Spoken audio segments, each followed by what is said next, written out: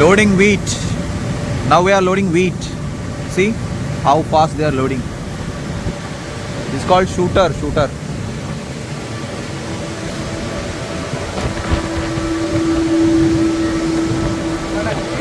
കഴിഞ്ഞ പ്രാവശ്യം നമ്മൾ ലോഡ് ചെയ്തുകൊണ്ടിരുന്നത് കോണാണെങ്കിൽ ഇപ്രാവശ്യം വീറ്റാണ്, അതായത് ഗോതമ്പ് ലോഡ് ചെയ്തുകൊണ്ടിരിക്കുകയാണ് നമ്മൾ. അതായത് ഇതാണ്, ഇവിടുന്നാണ് സിലോ, ഇതിനാണ് സിലോ എന്ന് പറയാം. ഇവിടുന്നാണ് ഗോതമ്പ് നമ്മളെ ഷിപ്പിലേക്ക് വന്നുകൊണ്ടിരിക്കുന്നത് ഷൂട്ടറിന്ന്. ഇതുപോലെ ഫുള്ളായിട്ടുള്ള ഗോതമ്പ്, പൊടിയല്ലാത്ത ഗോതമ്പ് കണ്ടിട്ട് കുറേ ആയി.